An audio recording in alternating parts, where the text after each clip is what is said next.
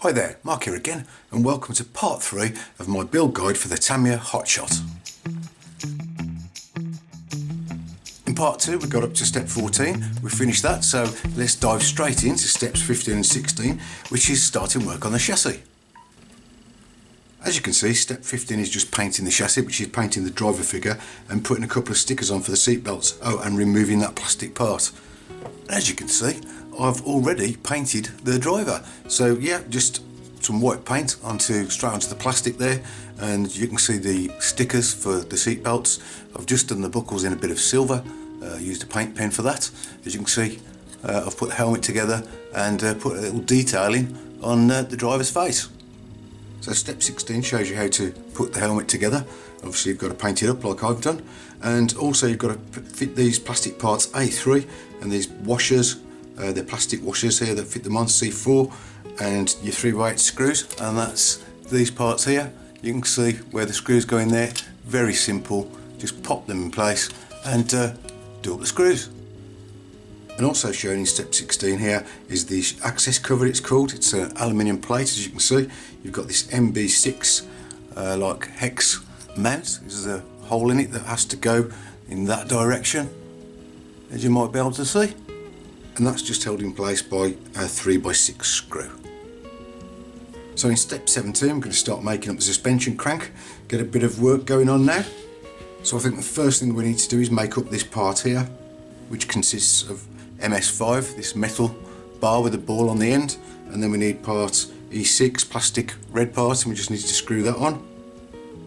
And as it showed in the diagram, just hold it with a pair of pliers.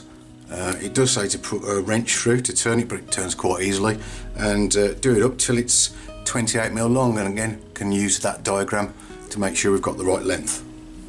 And there we go, looks about right. Then you need plastic parts E2 and E4, and they would go together like this. Put a bit of grease on that ball end and pop it in like that.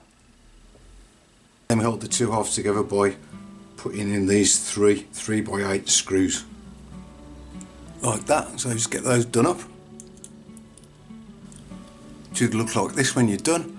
Then we've got to get these aluminium parts MP1 and make sure you get the angle right, the alignment right. So you can see the bend on that. I think this one goes that way, and the one on the other side in this orientation. Get BC7, your suspension pin, and pop that through. Plastic part A5, like that. And we've got to hold all that together with a pesky little E-clip, like that. And I think it should look like this. And it does say put the MD5 tube through there, but it's just going to fall out, so yeah, just look out for that.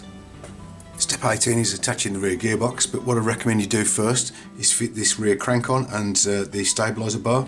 So you got these two tiny grub screws. I recommend that you fit them into these aluminium pivots here first. Then get your stabiliser bar, which looks like this, and plastic part E5, and we've got to fit that onto the gearbox. It goes there with these two tiny little 2x6 screws. Just get the one in first, then the second one. They are fiddly to get in place, I've got to say. And then feed the end fully into the pivot as far as it'll go, and give that grub screw a nip up. And obviously the same on the other side. Okay, it seems to flap about a bit at the moment, but I think that will be okay when it's finally fitted to the chassis. Then get your crank assembly that we made up earlier and fit that in there with that tube. Then you've got your 27mm long, it's one of the darker screws that goes through the centre of that tube, and secure that with the 3mm flange nut. Then you've got the aluminium parts here. You've got to get that over those pins that are sticking out the upper arms, like that. And oh no, two more E-clips over the end of there. I'll do that off camera because I'm sure I'm going to let them fly across the room. So luckily I didn't lose a knee clip, they went on okay, and now you can see that wacky suspension, how it works with that crank system. And now it's time to get this fitted to the chassis. So it's just a case of lining the two holes up. Get your silver 30mm long screw with a 3mm washer on it, and we'll get that in this hole. Feed it through, and 3mm flange nut goes on the end of that, like so. Get your other 30mm long screw with plastic part A4, put that on, and that goes in the other hole down here. You might just be able to see that there, and this screws into the plastic, so you don't need a nut on the end of this screw.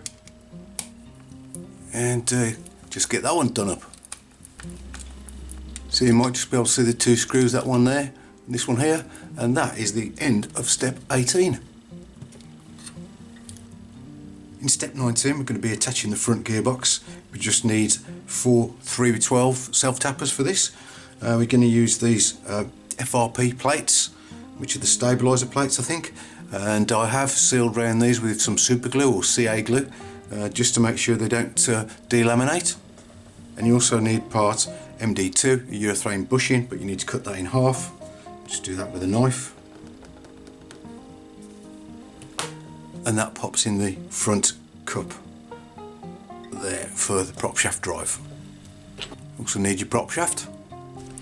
Looks like this might be a bit fiddly, so we need to engage this into the cup at the rear gearbox and the front. You drop that into place. Again, you could do 2 pairs of hands here. So get your plate in that orientation, get your 2 screws in place, and then try and fiddle it, get it all lined up. I'll just get these into position lightly first, don't do them all the way up. Okay, I don't know if you can see that, but I think that's about right. So just get this one side nipped up first.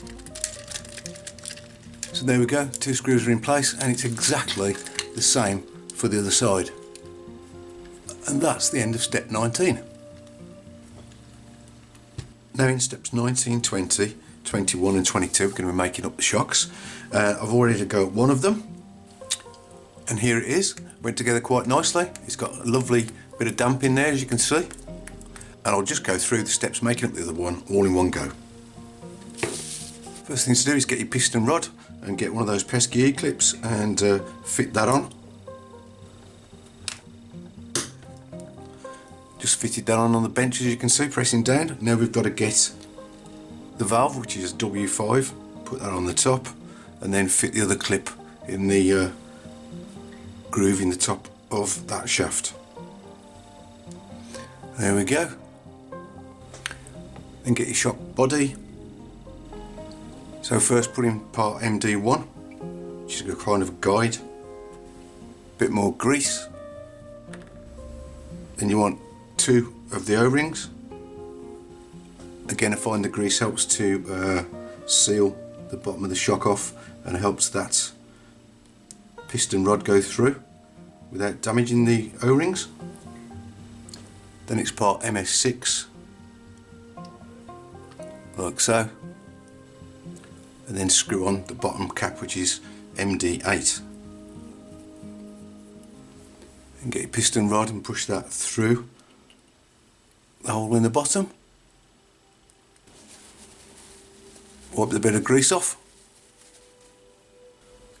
Then you've got to fit on another O-ring and then a flange nut and screw that all the way to the top of the thread.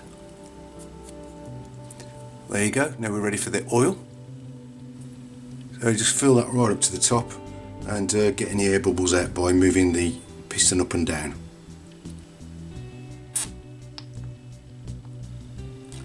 Okay, so when all the bubbles have gone, get your rubber diaphragm, which is an MD4, and just pop that on the top. Just wipe away any excess oil that seeps out, and screw on the top cap, which is an MD7. Okay, so that's the basic shock finish. We just need to put the plastic parts on now. So you've got these parts D4 and D5, which are going to hold the top cap. Just put the stickers on like so. But one little tip, if you look at the one I've already done, I don't know if you can hear that noise, but there's a loose fit of that cap inside the plastic, and the shock moves a slight amount before the piston starts to move. So, get part D4, I'm going to pop it in there. You can see the gap at the top. All I've done is cut a little disc of spare Lexan, and I'm just going to slot that in the top just to take up that gap. Now the cap doesn't move inside the plastic.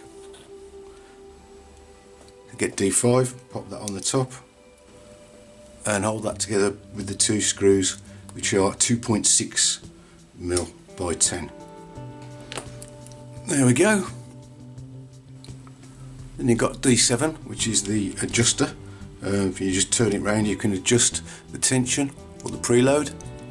So put it right in first like that. This is the tricky bit now, so you've got to get your spring.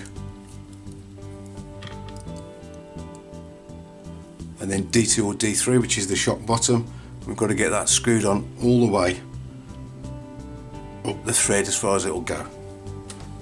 You will need to get some pliers or something just to hold that while you get the plastic part screwed all the way up. And then when it won't go any further, you need to screw that lock nut or the nut down and lock it up against the plastic part.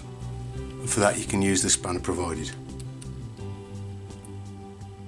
And with that, that's your shock finished, make 2. And it doesn't make that noise, there's no movement now. So yeah, that little piece of Lexan did the trick. In step 23, we're going to attach the front damper or the front shock. And basically it's got to go onto these pins, and it's secured by more of those E-clips. So just get this on. Try and fit this side on first. There we go. And then the other side. That wasn't as difficult as I thought it might be. So yeah, that's the front shock fitted. So now it's just the front stabiliser, which is this. And again, we've got to push that all the way into these pivots. Not forgetting to put the grub screw in the top. So push that all the way back. Give it a nip up. And then just hold that bar in place with part E5, the plastic part, which goes on the top there, held in place by your two tiny 2x6 screws. Let's get the second one in. And it should look like that at the end of step 23. Step 24 is attaching the rear damper, so get it in this orientation. And first I'm going to put this hole into this slot here. It shows putting an MS4 screw pin into that hole to hold it.